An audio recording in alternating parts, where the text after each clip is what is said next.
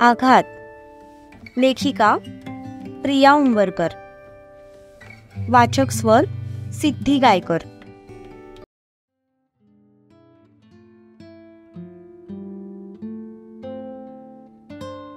अरे संपत, आवरलं का नाही अजून तुझं?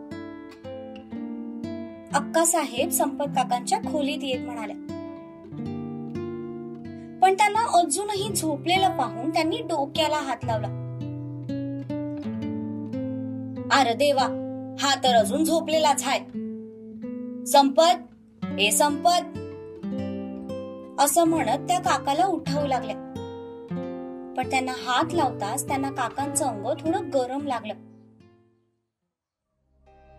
अगं बाई, याला तर ताप भरलाय की. संपत, ए संपत, अरे केवढा ताप भरलाय तुला? अरे पोरा, ताप बघ, निदान सांगायचं तरी. थांब, मी डॉक्टरांनी बोलावून घेते. असं म्हणत त्या बाहेर निघून गेल्या.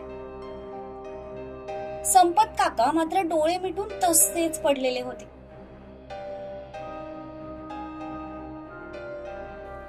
सगळं ठीक आहे ना डॉक्टर? सूर्या म्हणाला. नुकतेच डॉक्टर त्यांना चेक करायला आले होते. हो ठीक आहे, व्हायरल आहे, 1-2 दिवसात होतील बरे.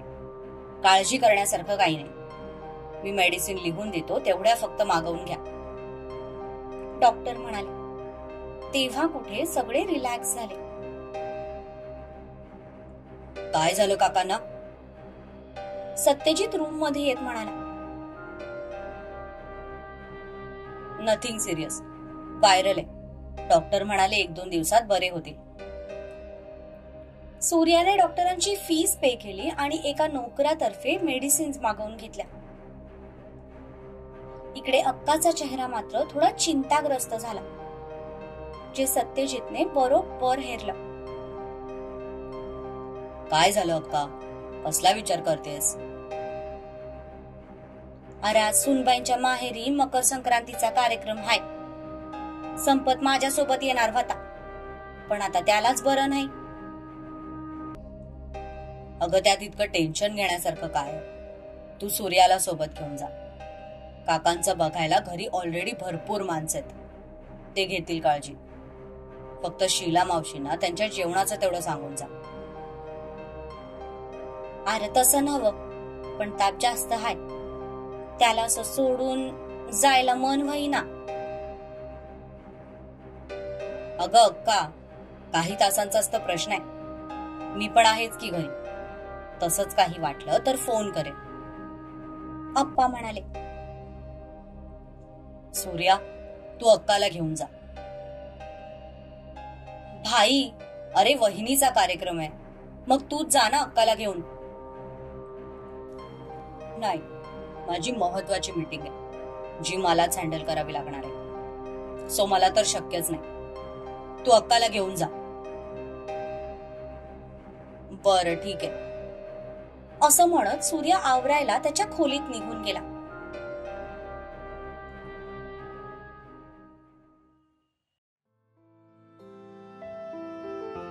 ताई, अगं सरळ उभी राहा ना, कशा प्लेट्स ठीक करू मी? राधा वैतागून म्हणाली. अगं सरळच तर उभी आहे, फक्त बांगड्या घालतेय. दुर्वा म्हणाली. हा झालं, आता काय करायचंय? राधा उठून उभी राहत म्हणाली. हा एवढा कमरपट्टा लावून दे. आता ते पण मीच करायचं का? तू नाही तर कोण करणार? जीजूंना बोलावून घेतलं असतं तर त्यांनी तुला स्वतःच्या हाताने सजवलं असतं. तू ना आजकाल खूप आगाऊ झाली आहेस. लवकरच तुझं पण वाजवावं लागतंय. दुर्वा म्हणाली. मी तर केव्हाचीच रेडी आहे, पण कोणी माझ्या लग्नाचं मनावरच घेईना. अगं गधडे, मुलींची स्वप्न असतात की काहीतरी करिअर करायचं, आणि तुझं स्वप्न काय? तर मला लग्न करायचंय. अगं ताई, कान सोड. इतक्या जोरात कोणी कान पकडतं का? आणि मुळात सगळ्या मुली तुझ्यासारख्याच असतात असं नाही ना. माझं तर लहानपणापासून स्वप्न होतं की एक छानसा मुलगा मिळावा, मग आमचा कांद्या पोह्याचा कार्यक्रम व्हावा. त्याने मला प्रश्न विचारावे आणि मी त्याच्या डोळ्यात बघत उत्तरं द्यावी. मग आम्ही चोरून चोरून एकमेकांकडे पाहावं. मग घरच्यांनी आमचं लग्न ठरवावं. आम्ही तासन तास फोनवर बोलावं. सगळ्यांनी मिळून आमच्या लग्नाची तयारी करावी. प्रत्येक फंक्शन साठी छान छान ड्रेस घालावे, डान्स करावा, त्याच्यासोबत इलू इलू गप्पा माराव्यात आणि सुखाने संसार करावा. अगं तुम्ही गप्पा काय मारत बसलात? बाहेर बायका यायला सुरुवात पण झालीये. आवरलं की नाहीये तुमचं अजून? रत्ना साडीचा पदर सावरत आत येत म्हणाले. माझं तर आवरलंय, पण मला वाटतंय की आता आपण राधासाठी पण मुलगा शोधायला हवा. मॅडमला लग्नाची खूपच घाई झालीये. तिचं नंतर बघू, आधी तू चल बरं बाहेर. रत्ना दुर्वाचा हात पकडत म्हणाल्या. अगं थांब, हा कमरपट्टा तर लावू देत.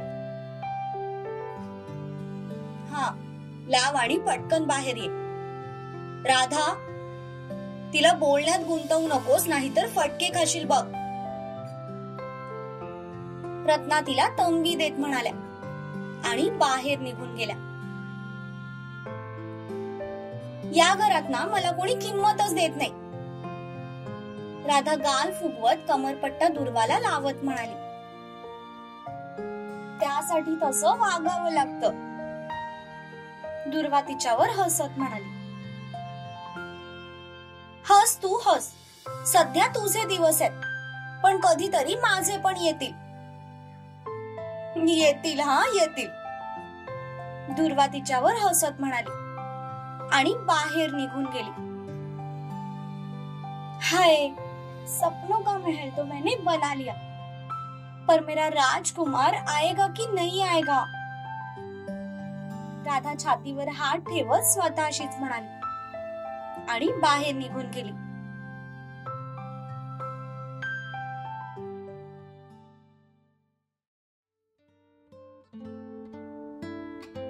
तिकडे सत्यजित ऑफिस मध्ये आला. आल्याबरोबर त्याने पहिला कॅमेरा ऑन केला. आता त्याला समोरच्या स्क्रीनवर दुर्वाचं घर दिसत होतं. हॉलमध्ये बऱ्याच बायका जमल्या होत्या, पण जशी दुर्वा खोलीतून बाहेर आली तसा सत्यजित तिच्याकडे पाहतच राहिला. त्याने तिथेच तो व्हिडिओ स्टॉप केला आणि झूम केला.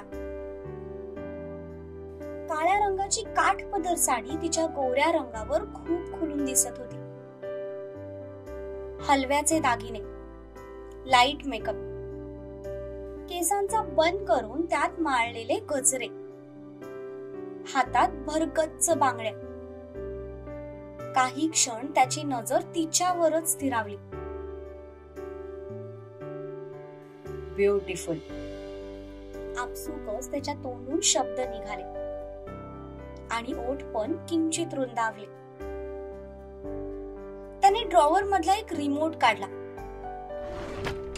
आणि समोर भिंतीकडे बघून त्याचं बटन दाबलं. तसं तिचा फोटो त्या भिंतीवर दिसू लागला. अशी काय जादू केलीस ग तू माझ्यावर? तुझ्याशिवाय दुसरं काहीच सुचत नाही. Missing you a lot angel. तो तिच्या फोटोकडे बघून म्हणाला आणि त्याने पुन्हा व्हिडिओ ऑन केला.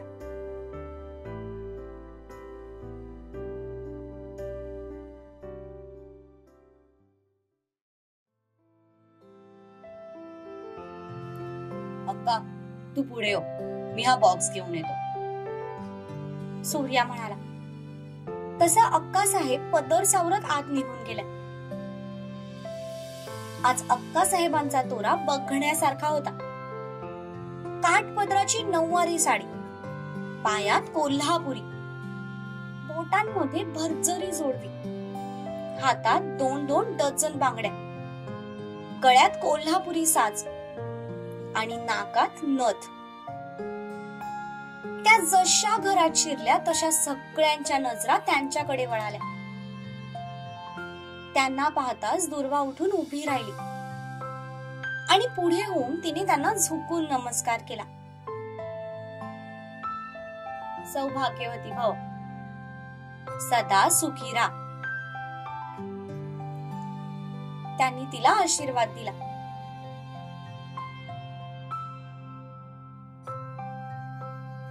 मी काही मदत करू? सूर्याला एक आवाज आला. तसं त्याने मागे वळून पाहिलं तर समोर राधा हाताची घडी घालून उभी होती. काळ्या रंगाचा अनारकली ड्रेस, केसांची सागरवेणी घालून एका बाजूने पुढे घेतली होती. त्यावर माळलेले गजरे, हलकासा मेकअप आणि कपाळावर छोटीशी टिकली. साधी पण तितकीच गोड दिसत होती. तिला पाहताच त्याच्या चेहऱ्यावर एक छानशी स्माइल आली. हा बॉक्स पकड. तो हातातला बॉक्स तिच्या हातावर ठेवत म्हणाला. तो पकडण्यासाठी तिने हात पुढे केला. त्या बॉक्सच्या खालून दोघांचेही हात एकमेकांना स्पर्श झाले. नजरेला नजर भिडली. काही वेळ दोघेही एकमेकांकडे पाहत तसेच उभे राहिले.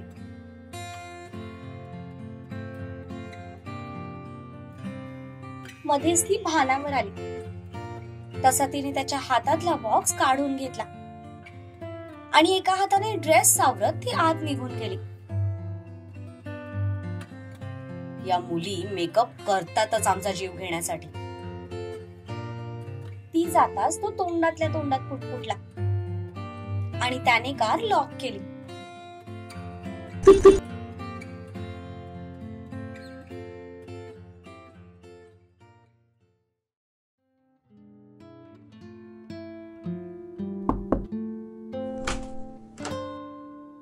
मैं कमिन सर, शिवा दारातून म्हणाला. तसं जयने लॅपटॉपवरची नजर वर करून समोर पाहिलं. अरे विचारतोस काय? ये ना. बस. काय घेणार? चहा की कॉफी? सध्या तरी काहीच नाही, थोडं बोलायचं होतं, शिवा म्हणाला. बोल ना. मला तुझी एक एम्प्लॉई हवी आहे, शिवा म्हणाला. तसा जय गोंधळून त्याच्या तोंडाकडे बघू लागला. मला समजेल असं बोलशील का प्लीज? मला तारा हवी आहे, ती लवकरच तुझी कंपनी सोडेल, शिवा म्हणाला. आयुष्यभरासाठी नेणार असशील तर देतो, पण फक्त काही दिवसांसाठी नेणार असशील तर माझा नकार आहे. आयुष्यभरासाठीच न्यायचंय, शिवा म्हणाला. मॅडम तयार झाल्या वाटतं लग्नाला. शिवराज पाटीलला कोणती मुलगी नाही म्हणेल असं खरंच वाटतं तुला? Congratulations bro. डोंट वरी, तुला तुझी तारा मिळून जाईल. फक्त हातात घेतलेला हा एक प्रोजेक्ट तेवढा तिला पूर्ण करू दे, कारण त्याचं काम ती सगळं एकटीच बघते. उगाच माझी गैरसोय नको. डोंट वरी, हा प्रोजेक्ट माझा पण आहे, त्यामुळे मी असा तो वाऱ्यावर सोडणार नाही. काम पूर्ण झाल्यानंतरच मी तिला घेऊन जाईन, शिवा म्हणाला. मग काही हरकत नाही. कधी उडवताय मग लग्नाचा बार? लवकरच.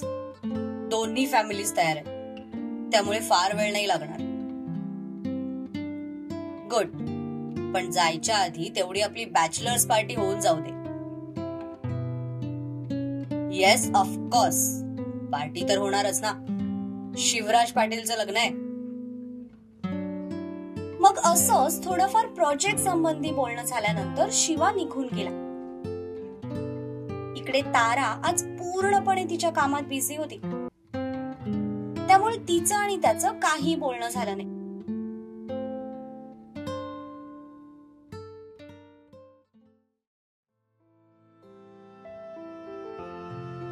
खाली बायकांचा प्रोग्राम सुरू होता, त्यामुळे जेंट्सची सोय वरती टेरेसवर केली होती. सूर्या वरती आला आणि मोबाईल मध्ये डोकं घालून बसला. खरं तर त्याला राधाला बघायचं होतं. तिला पुन्हा पुन्हा बघायची त्याला इच्छा होत होती, पण ती खाली बायकांमध्ये असल्यामुळे सध्या तरी तो चान्स त्याला नव्हता मिळणार. पाणी. अचानक एक नाजूक आवाज त्याच्या कानांवर पडला. तसं त्याने मान वर करून पाहिलं, पण वर पाहताच त्याला तिचा प्रसन्न चेहरा दिसला. फिल्टरचे, तुम्ही पिऊ शकता. ती हातातला ग्लास त्याच्या समोर पकडत म्हणाली. तशा त्याच्या भुवया उंचावल्या, कारण ती त्याला अहो जाओ करून बोलवत होती. थँक्स असं म्हणत त्याने तो ग्लास घेण्यासाठी हात पुढे केला, पण जसा त्याने ग्लासला हात लावला तसा तिने खाली असलेला तिचा हात थोडा वर सरकवला आणि त्याच्या हातावर हात ठेवला. तो कपाळावर आठ्या पाडून तिच्याकडे बघू लागला. त्याने आजूबाजूला पाहिलं तर फार काही माणसं नव्हती, मोजून 4-5 जण होते, जे वेगवेगळ्या कोपऱ्यात बसले होते. ते बघून त्याने सुटकेचा श्वास सोडला. मेन म्हणजे त्याचे सासरे बुवा तिथे नव्हते. त्याने ग्लास घेण्याचा प्रयत्न केला, पण तिच्या हातांची पकड मजबूत होती. राधा, लोक आहेत आजूबाजूला, माझं काही नाही, तू प्रॉब्लेम मध्ये अडकशील. आधी माझ्या एका प्रश्नाचं उत्तर दे. तू माझे कॉल्स का घेत नाहीयेस? मेसेजला पण रिप्लाय देत नाहीयेस. त्या दिवशी तू अचानक निघून गेलास, नंतर काही बोलला पण नाहीस. मी वेड्यासारखी तुझ्या कॉल्स आणि मेसेजेसची वाट बघत बसले आणि तू मला सपशेल इग्नोर करतोयस. राधा, हे सगळं बोलायची ही वेळ नाहीये. आपण नंतर बोलू प्लीज. आणि तू आधी हात सोड माझा. तिच्यापेक्षा जास्त तर तोच घाबरला होता. राधा. पाठीमागून दिवाकर रावांचा आवाज आला. तसं राधाचे डोळे मोठे झाले आणि आपसुकच त्या ग्लासवरचा तिचा हात बाजूला झाला. पण तिने हात बाजूला करताच सूर्याने तो ग्लास पकडण्याचा प्रयत्न केला आणि गडबडीत ग्लास त्याच्या हातून निसटला आणि सगळं पाणी त्याच्या पॅन्टवर सांडलं. तसा तो उठून उभा राहिला. अगं काय हे, बघून नाही देता येत का तुला? आता सांडलं ना पाणी. दिवाकर तिच्यावर ओरडत म्हणाले. तसं तिने मागे वळून पाहिलं. त्याच्या पॅन्टवर पाणी सांडलेलं बघून तिने आता स्वतःलाच मनात शिव्या घालायला सुरुवात केली. सॉरी बाबा, तुम्ही अचानक पाठीमागून आवाज दिलात त्यामुळे मी दचकले. तुम्हाला पण सॉरी. ती सूर्याकडे बघून म्हणाली. It's okay, no problem. Radha, एक काम कर, त्यांना खाली घेऊन जा आणि माझ्या रूम मधून तात्पुरती एखादी पॅन्ट दे आणि त्यांची पॅन्ट इस्त्री करून दे. दिवाकर म्हणाले. तसं राधा आणि सूर्या दोघांनाही खूप मोठा शॉक बसला, कारण दिवाकर सूर्याला अहो जाओ करून बोलवत होते. अगं त्यांच्या तोंडाकडे काय बघत बसलीस? जा ना. आ हो चला, ती सूर्याकडे बघून म्हणाली. तसा तो पण तिच्या पाठीमागे जायला निघाला. इकडून नाही तिकडून चल. तिकडून का? तो जिना हॉल मध्ये जातो आणि हा मागच्या अंगणात जातो. तिथून आपण पाठच्या दाराने बाबांच्या रूम मध्ये जाऊ शकतो. इकडून सगळ्या बायका असतील, त्यांच्या समोर बरं नाही वाटणार. तिने स्पष्टीकरण दिलं. तसा तो गुपचूप तिच्या पाठी गेला. मागच्या दाराने ती त्याला आत घेऊन आली. पॅन्ट काढ, ती दरवाजा लोटत म्हणाली. तसा तो शॉक झाला. आय मीन ही पॅन्ट घे आणि ती दे, मी इस्त्री करून देते. ओके, बट तू थोडा वेळ बाहेर जा. का? मी का बाहेर जाऊ? फक्त पॅन्टच तर चेंज करायची आहे. हवं तर मी दुसरीकडे चेहरा वळवते. मला सांग, तुला आणि सासरे बुवाला कुठल्या भूताने पछाडलंय का? आता आम्ही काय केलं? काय केलं? बघितलं नाहीस का तू त्यांना?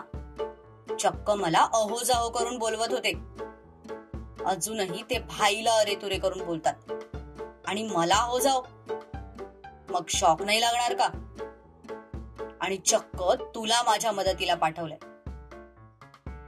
मला ना त्यांच्यावर डाऊट येतोय. बहुतेक ते आपल्याला रेड हँड पकडण्यासाठीच या अशा आयडिया लावत असणार. तू एक काम कर, ती इस्त्री माझ्याकडे दे. मी माझं मी करतो, तू जा इथून, नाहीतर उगाच प्रॉब्लेम मध्ये अडकशील. अरे पण नाही आणि बीड नाही. तू जा बरं इथून. ऑलरेडी आयुष्यात खूप सारे प्रॉब्लेम्स आहेत. तू अजून प्रॉब्लेम क्रिएट नको करूस. कसले प्रॉब्लेम्स? कसले नाही माझी आई, तू जा बरं इथून. काय झालंय तुला? काय इतकी चिडचिड करतोयस तू? हे बघ, मी तुला सगळं सांगतो, पण आता नाही. हवं तर आपण कॉलवर निवांत बोलू, पण आता जा इथून प्लीज. तो तिला कळकळीची विनंती करत म्हणाला. तसं तिने सुस्कारा सोडला. तिने त्याला इस्त्री काढून दिली आणि पिन जोडून कुठे करायची ते सांगून ती बाहेर निघून गेली. तेव्हा कुठे त्याने छातीवर हात ठेवत सुटकेचा निश्वास सोडला.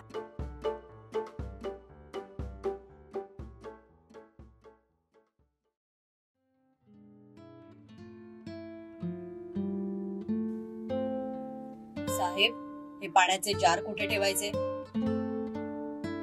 दिवाकर रावांच्या कानावर एक आवाज पडला. तसं त्यांनी त्या दिशेला पाहिलं तर समोर एक धिप्पाड माणूस दोन्ही हातात पाण्याचे जार घेऊन उभा होता.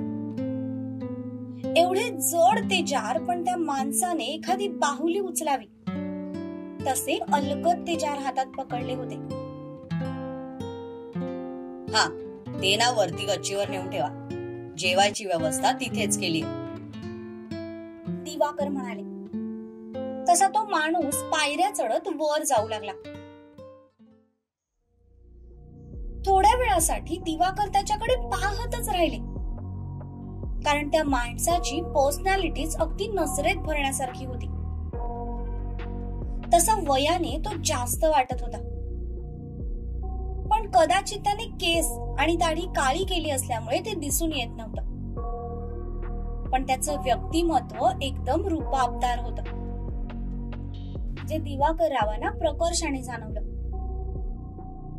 त्या माणसाने ते जार वर नेऊन ठेवले आणि सगळीकडे नजर फिरवली. सभोवताली नजर फिरवून तो परत पायऱ्या उतरत खाली आला. पण हॉलमध्ये येताच तो जागेवर थांबला. त्याने समोर पाहिलं तर दुर्वा सगळ्या बायकांना हळदी कुंकू लावत होती. पहिलं आणि शेवटचं हळदी कुंकू आहे हे तुझं.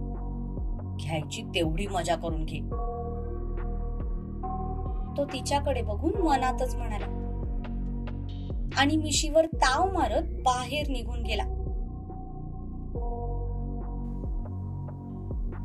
साहेब, हे पाण्याचे जार कुठे ठेवू? दिवाकर रावांच्या कानावर पुन्हा एक आवाज आला. जार? पण ते तर तुम्ही थोड्या वेळापूर्वीच ठेवून गेलात की. पण आम्ही तर आत्ताच आलोय. अहो, असं काय करताय? थोड्या वेळापूर्वीच एक माणूस पाण्याचे जार घेऊन आला होता. त्याने ते जार वर ठेवलेत, दिवाकर म्हणाले. पण त्यांचं हे संभाषण नेमकं पाठीमागे असणाऱ्या सूर्याने ऐकलं, जो नुकताच बाहेर आला होता. त्यांचं हे बोलणं ऐकताच त्याला काहीतरी संशयास्पद वाटलं. बरं, काही हरकत नाही. तुम्ही पण हे जार वरती नेऊन ठेवा. तसे पण मला अजून जार लागणारच होते, दिवाकर म्हणाले. तशी ती माणसं ते जार घेऊन वर निघून गेले. पण त्याआधी सूर्यावर पोहोचला होता. समोर असलेल्या त्या दोन्ही पाण्याच्या जारकडे त्याने पाहिलं. झाकण उघडलं तर पाणी दिसायला तर व्यवस्थित होतं, पण का कोणास ठाऊक तरीही त्याला काहीतरी संशयास्पद वाटत होतं. त्याने लगेच मोबाईल काढला आणि सत्यजितला कॉल केला.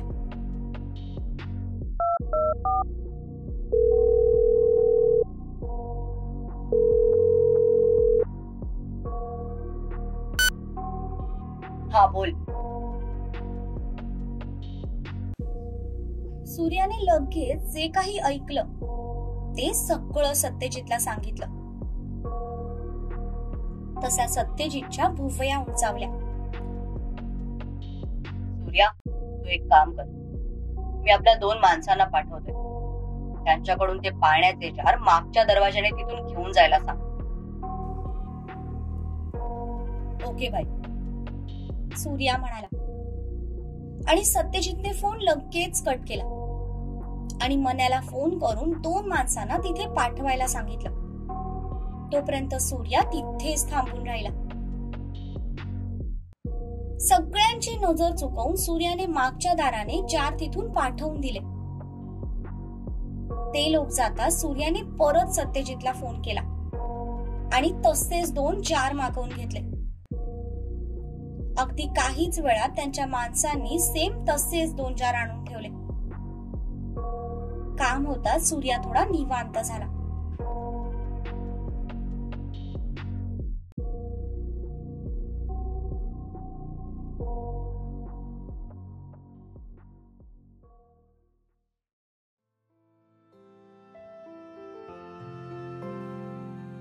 इकडे संक्रांतीचा कार्यक्रम अगदी व्यवस्थित पार पडला.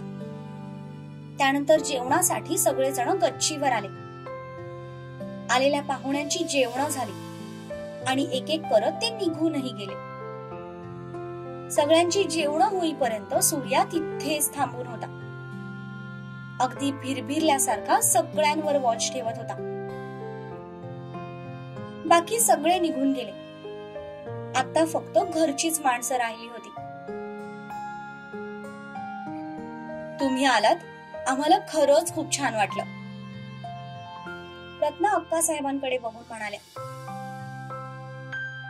आव, आमच्या सुनेचा कार्यक्रम होता, यावं तर लागणारच होता ना. बर, चला निघतो आता आम्ही. हो, रत्ना म्हणाल्या.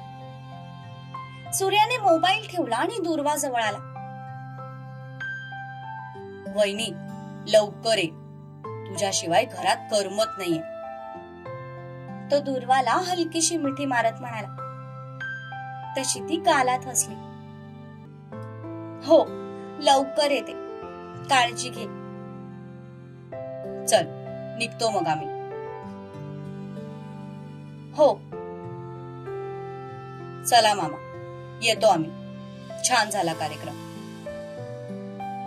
धन्यवाद, दिवाकर रावांनी वर शांतपणे उत्तर दिलं. अक्का आणि सूर्या बाहेर आले. त्यांना निरोप देण्यासाठी बाकी सगळे पण बाहेर आले. सूर्या ड्रायव्हिंग सीटवर बसला तर अक्का पाठीमागे बसल्या.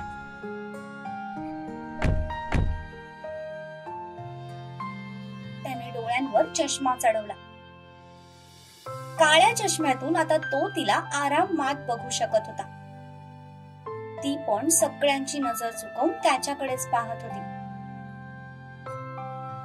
चला येतो मग आम्ही, अक्कासाहेब काचेतून हात बाहेर कडत म्हणाल्या.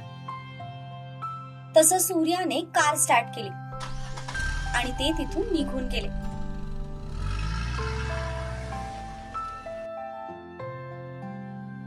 राधा दूरपर्यंत त्यांच्याच गाडीकडे बघत होती. त्यांची गाडी जाता सगळे जण आत गेले.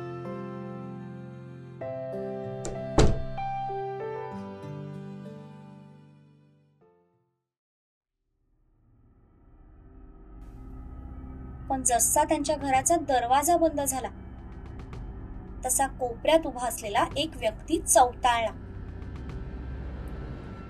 काहीतरी त्याच्या मनाविरुद्ध घडलं होतं आणि तोच राग त्याच्या चेहऱ्यावर स्पष्ट दिसत होता.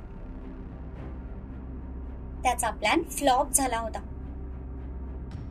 जे घडलं ते नेमकं कसं घडलं आणि कुणी घडवून आणलं तेच त्याला कळत नव्हतं. पण तो प्रचंड रागावला होता हे नक्की. त्याच्या जवळच एक उसाच्या रसाची गाडी होती. त्याने त्यातलं एक ऊस ओढला आणि स्वतःचा पाय अर्धवट दुमडत मांडीवर तो ऊस तोडला. तसा तो गाडीवाला त्याच्याकडे गोंधळून बघू लागला. अरे बाबा, डोकं बिकं फिरलं की काय तुझं? आण तो ऊस इकडे, तो गाडीवाला त्याच्या हातातला ऊस ओढत म्हणाला. त्या माणसाने त्या आवाजाच्या दिशेला पाहिलं. सध्या तो भयंकर रागात होता. त्याच रागात त्याने हाताची मूठ वळवली आणि त्या माणसाच्या कानामागे ठेवून दिली. त्याच्या भारदस्त हाताचा पंजा गालावर पडताच तो माणूस धडपडत खाली पडला आणि डायरेक्ट बेशुद्ध झाला. एक ऊस घेतला तर हा असा बोंबलत होता जसं काय मी ह्याची आतडी काढून घेतली. आता झोप 2 दिवस असाच. त्याच्याकडे बघून तो माणूस रागात म्हणाला आणि ताड ताड पावलं टाकत तिथून निघून गेला.